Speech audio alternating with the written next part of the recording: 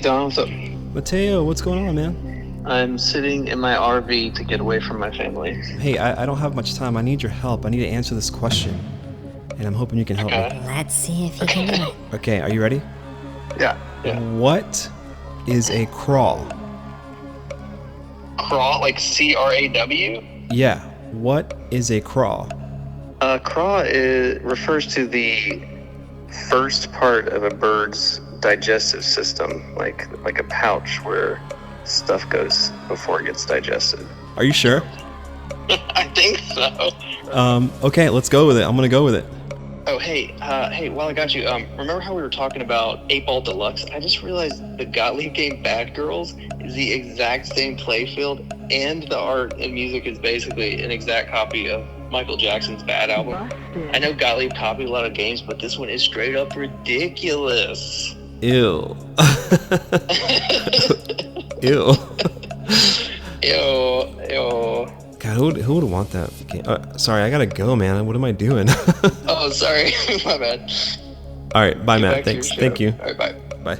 All right, Don. Final answer. What is a crawl? So, based on the crowd response, I think I'm gonna have to go with my friend Matt's answer. A bird's digestive pouch, which can also be used to store memories.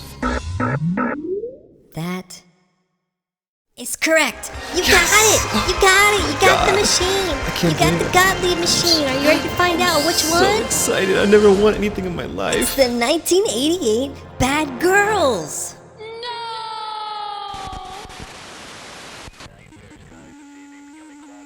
Stay tuned for The Amazing Spider-Man and the Incredible Hulk. A bad guy poses as Spider-Man and goes on a crime spree, but can he fool the Spider Friends? Next. Tonight on Different Strokes, will Willis be voted prom queen? Sorry, it looks like the end of that got taped over by accident. So in case you're wondering, Don didn't really want the Bad Girls that he won. I guess I kind of ruined it for him. But someone in the audience offered to trade him for a hook, so it all worked out. And that's the completely true story of how Don got his first game. Anyway, this is the second part of the Pinfest show. Go back and listen to the last episode to hear all about the festival. This one will be all about the games. What I'm wondering is, right, we talked a lot last time about what games you were looking forward to playing, Yeah. right? I got to hear more about these new games that aren't out or that are not easily found, right? Texas Chainsaw Massacre, Labyrinth. What's the other fantasy one that? Princess Bride. Princess the new Bride. Princess Yeah. Bride. I didn't even know that was a game. Yeah. I didn't even know they were making that. Yeah, it's brand new. I didn't really know if any of these new games were even going to be there. I mostly went just to try to play games I hadn't played before. Which ones did you play? As far as the new ones, so I played the new spooky ones, which is Texas Chainsaw / Looney Tunes, Barry O's Barbecue. Wait, Man, what is it? What's the full name of it? Barry O's Barbecue Challenge, American Pinball.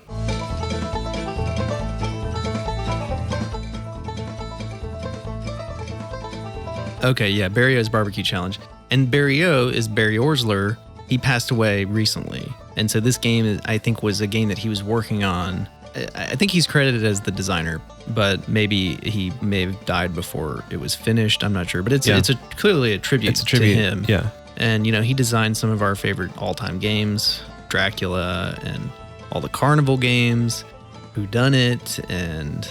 That's amazing. Yeah, so many good Barry O games. So I only got to play it once. There was a pretty good line on it, and that was the one where the guy just kept playing it in front of me.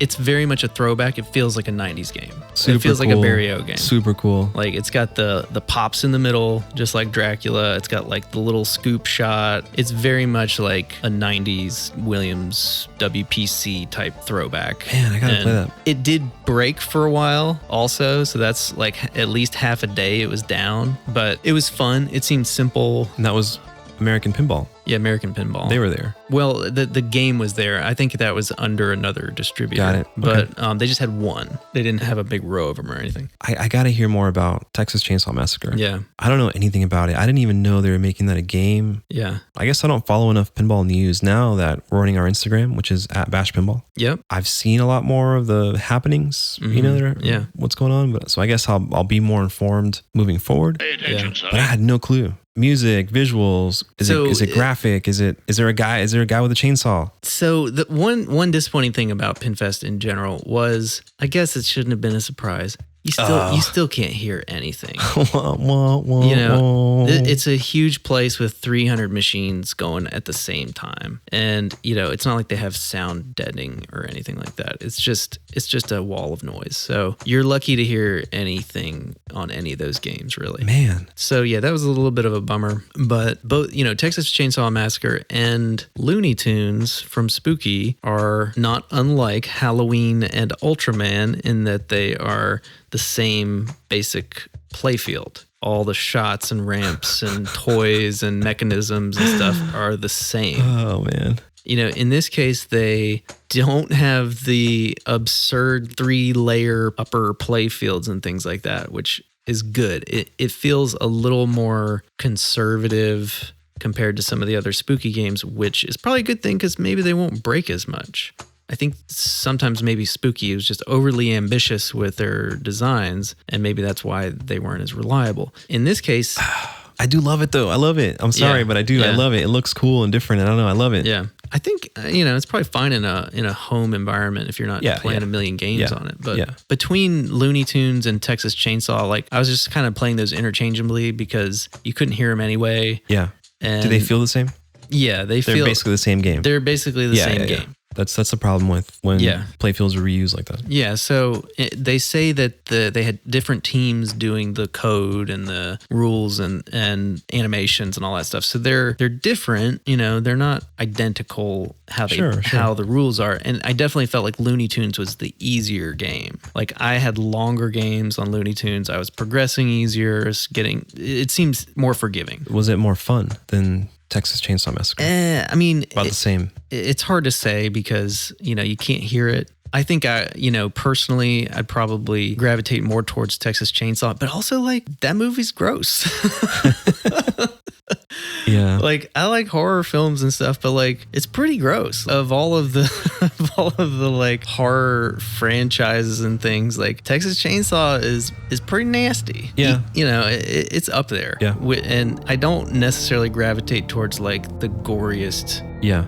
I love horror, but I don't gravitate towards just the gory for gory's sake. You would have preferred a Jeepers Creepers theme. No, I don't think so. It's the total opposite of Jaws. It's just blood everywhere, gore everywhere, constant references to eating people and body parts and yeah.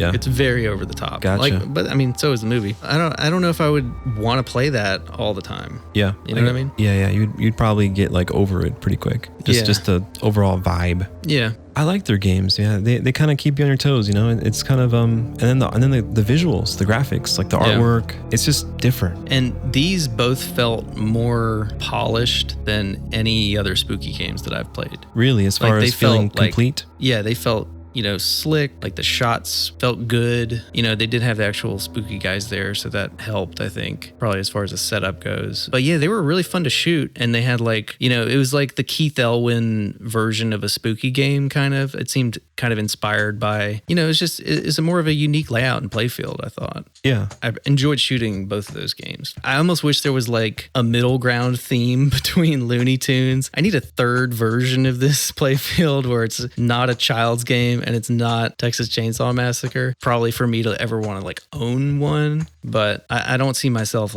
ever wanting to own either of those themes. That is an interesting thought. Yeah. One is possibly one of the most horrific themes you could design. The other is an old children's cartoon. And they share the same. And it's pretty clear that Texas Chainsaw is probably the first one that they came up with because the mechs and the toys and things seem. Yeah, I see a Leatherface on the center kind of leftish shot. What is that? Do you hit him or? He spins around. Oh, he does? Yeah, and there's there's a door that you hit and it opens up and I think anyway there's a Tasmanian devil on the Looney Tunes version, but he spins very slowly. The Texas Chainsaw one, he spins slowly, which is appropriate.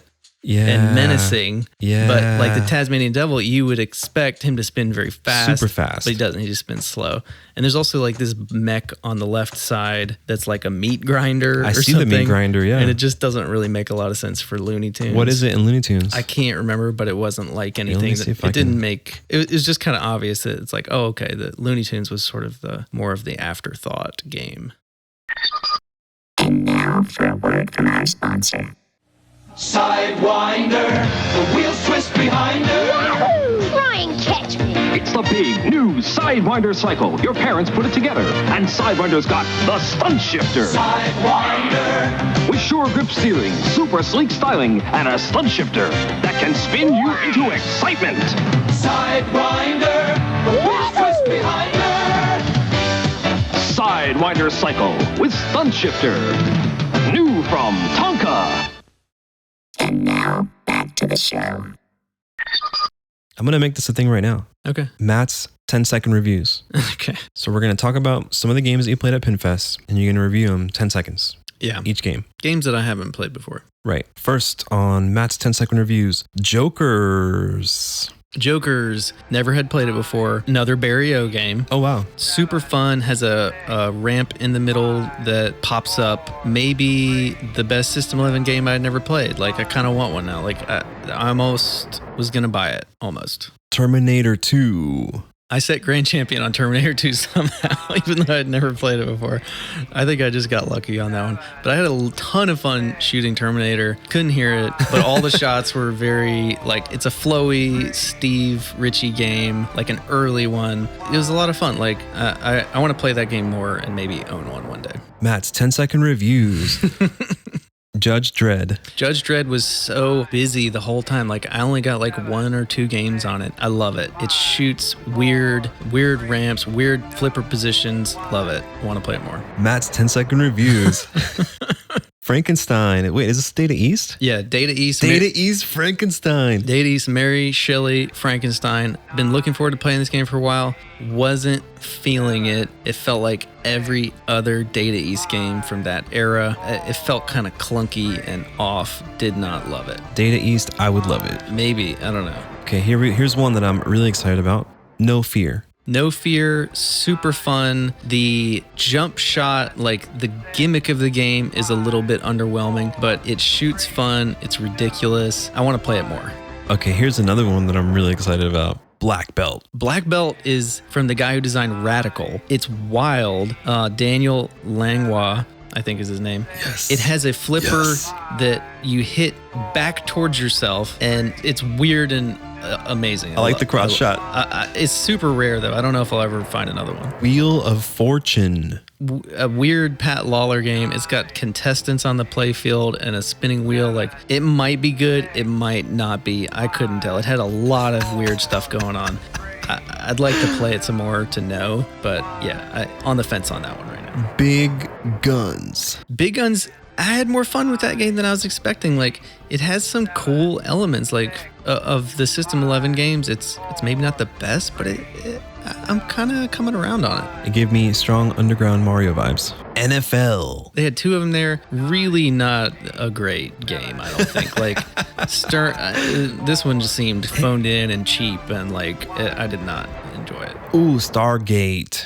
So supposedly the best of the Gottliebs, and I don't know, like those flippers, man. Did the flippers still go backwards? Yeah. So the flippers that point straight up kind of ruined the experience for me. But I could see how, like, if you put some like decent flippers on it, I think that would be a really fun game. But I couldn't get into it with those Gottlieb flippers. Data East, Ninja Turtles. It's okay. It seems a little bit phoned in. Yeah. It's all right. I get it. The artwork and the playfield, it'd be cool to have, but it's not like, you're not going to have it. It's not going to be a keeper. Hook is a better game. Pinball Magic. Pinball Magic, the Capcom game, pretty rare. This one actually played really well. I played some ones that didn't, and it's a really cool game. Like, I think it's maybe the best of the Capcom games. Has some cool, like, magic tricky, like, toys and things. That's a good one. Never even heard of it. It's cool. Ooh, Twister. Twister. Did it have the fan? No. Twister didn't really do it for me. Again, it just felt kind of bad like the other Sega games from that time period. There just didn't seem anything that really jumped out as being great about that game, but maybe it's fine. I don't know. I mean, Bill Paxton on looking at him all the time, that's good enough. Lethal Weapon 3. Come on now. I mean, I've played that before. I sent you pictures of that because of Mel Gibson, but yeah, it's a fun game. It's still very much like Data East. It's better than most of the Data East games from that era, I would say, and it's a pretty inexpensive game that you can get, and it's fun and it's cheesy and great. This is a good kind of middle ground game. Yeah. Price, value, etc. Yeah. Fun factor. Yeah. If you were looking for like an early game, an introductory like your first pinball machine, it'd be great. If you liked pinball, maybe you weren't that good at pinball. Yeah. And you're looking for a fun game to have for a while. This would be a good one. You can probably get a good price on it. It's very like 90s and over the top Data East. It like the music is almost exactly the same. Like from that era of Data East games, you can hear the same sound effects in all of the games. X-Men. That was like the 2012-ish Stern. That was maybe the best playing game that anybody brought to Pinfest. It played great. Like I'm shocked. That's a great game. It's fun. It feels like Tron. It shoots a lot like Tron. It feels like Tron. The Wolverine is too big and like it doesn't have like good feedback when you hit the Wolverine thing. But other than that, it's a really fun game. Fire, yeah, the Chicago Fire System 11 game. Oh man, it's just not that good. Like you think there's ramps, but they're not. You just hit it up a hill and then it bounces off the back of it and it comes right back down. And it's just so unsatisfying. Like I could not get into that. Golden State Pinball Festival. Mm-hmm. I saw it on Instagram. They were doing this after party thing. People were camping. Okay. So picture like a bonfire, like an actual festival, like a bonfire, everything. Campsite style with pinball machines and tents, right? Somebody had modded one of these fires to actually shoot flames, okay? And there's a post of it somewhere online. I saw it on Instagram, I think. That just happened like this last weekend or something. It was crazy, man. Like you could literally see flames coming out of the topper, you know? It was pretty awesome. Atlantis. Oh yeah, Atlantis. I have a lot of fun playing that game. I like the art. It's really cheesy and like women riding on dolphins, basically. It felt good. It was fun. It's kind of, some of the shots were like impossible, but it's really cheesy fun. Like if I could get one cheap, I'd get it. This is the Jaws that I really wanted. Yeah. Just look at the play. If you don't know what I'm talking about, just look at the play field. Yeah, I have some better pictures we can post of Atlantis. Ooh, Lost in Space. Lost in Space was fun. I actually had fun playing that game. That one's not on my radar at all. I think it's kind of rare, but Never even seen it, yeah. But yeah, there was like when you walked into Pinfest in the front door, that was sitting right there. It was fun. I could actually hear that game because of where it was located in Pinfest. I had more fun playing that than a lot of the other games, put it that way. But I didn't get enough time on it to really make a judgment. Bad Cats. Bad Cats, love that game. I don't know what to say about Bad Cats. It's maybe not the best game, maybe not the worst game, but it's a lot of fun and it's ridiculous artwork and cats and it shoots fun and yeah, I can't hate it. It seems cool. Love it. Love that game. Ooh, Data East Star Trek. Data East Star Trek is a good one. That's one of the fun Data East games. I think like they were still doing different things. It feels unique. It has a moving target that moves left and right. It has way too wide ramps on both sides that are super easy to hit. Love them. It'd be a good beginner game, but it's just fun to play because it's got some fun stuff happening. And it's got a holodeck thing that like fills in on the back glass, which is pretty rad. It's pretty cool. I think that's all of them. And now for a word from our sponsor. Game over? No way! Because we got Game Genie. We tell you when it's over. With Game Genie, I decide how many lives I get. I use it when I want to live forever. Play to the end and win. Maybe I want to start on level 15. No problemo. It makes cool games like Street Fighter 2 more exciting. That's frustrating. With Game Genie, it ain't over. So we say it's over. Excellent! Game Genie for NES, Super NES, Sega Genesis, and Game Boy. Codes from many popular games, each sold separately. And now, back to the show.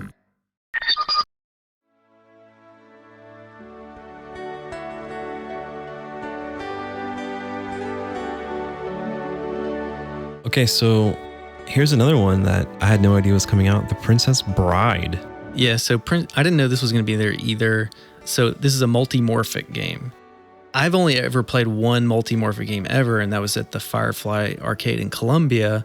They had the Weird Al Multimorphic. Oh, yeah. You were telling me about that last time. I don't know. I played it like once or something ever. So this was only my second time ever playing a Multimorphic game. And I can't get into it. Like the whole concept is just, it's... So the whole idea of it is that it's like you buy like the cabinet, like the pinball machine, the basic thing, and then there's like a big LCD screen that makes up 2/3 roughly of the entire playfield. Then you still have your LCD on the back, like a Stern Gamer, Jersey Jack or whatever, but you have like this kind of worse quality screen that's under the playfield. So you have like artwork and like graphics and all that stuff also happening on the playfield, but it's a display and the ball's rolling over the display. It's modular. Does it physically change the functionality of the game, or is it all digital? So there's 4 flippers and 4 buttons.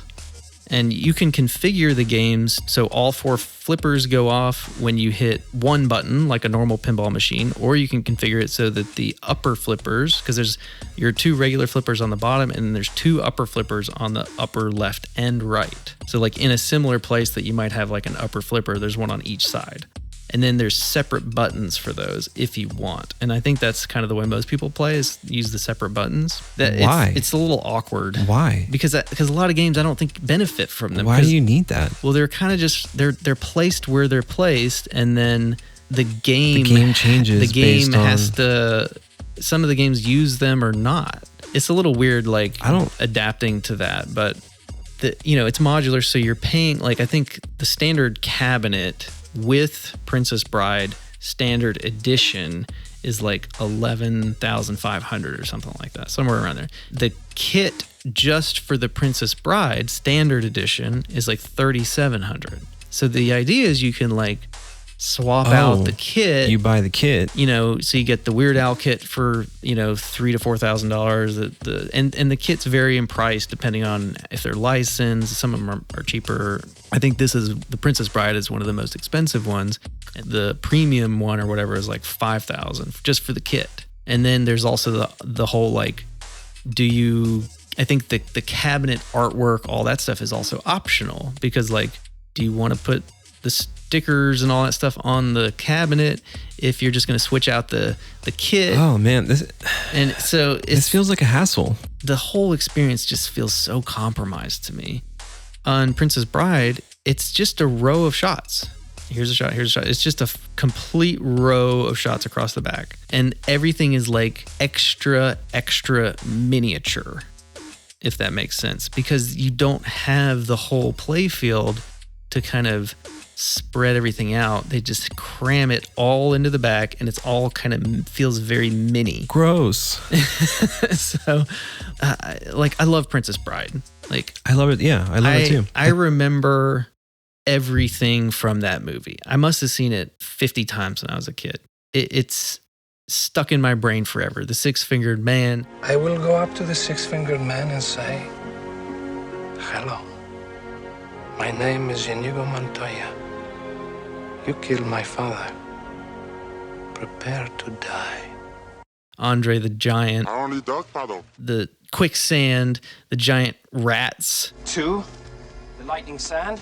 But you were clever enough to discover what that looks like, so in the future we can avoid that too. Wesley, what about the ROUSs? Rodents of unusual size? I don't think they exist. The eels. Do you know what that sound is, Highness?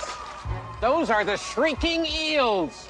They always grow louder when they're about to feed on human flesh. The inconceivable, that guy. Inconceivable. Yep. Everything. I completely remember everything and love that movie. I wish anybody other than Multimorphic had gotten the license for it.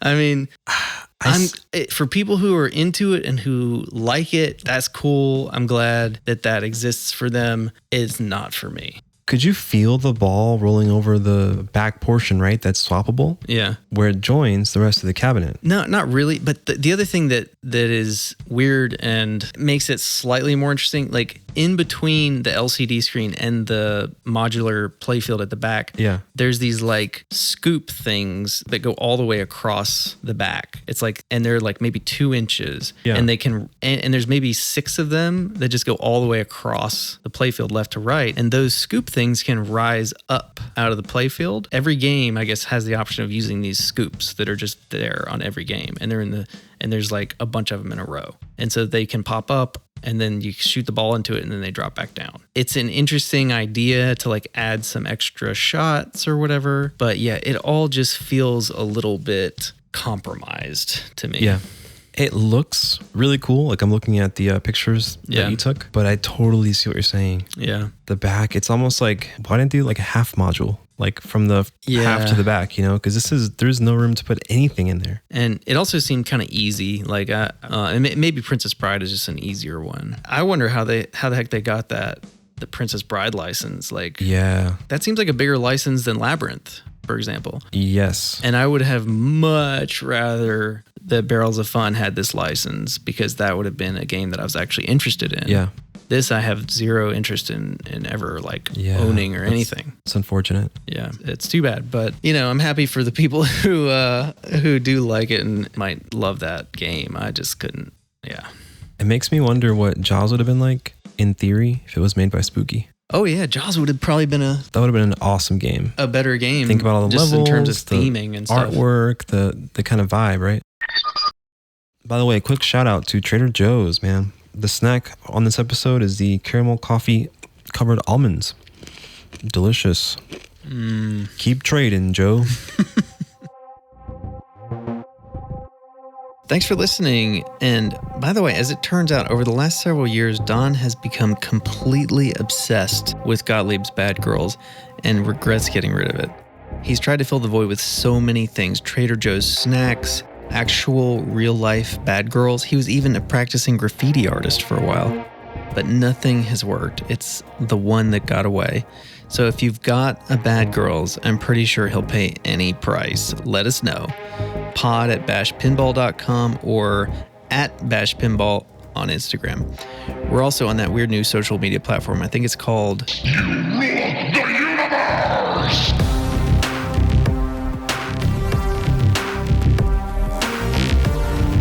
Leave this territory now.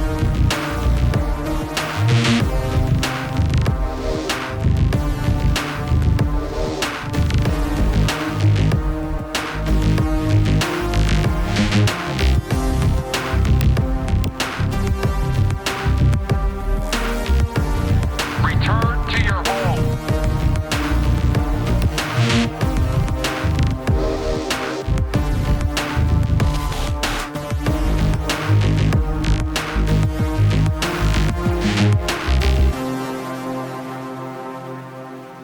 Evacuate all personnel.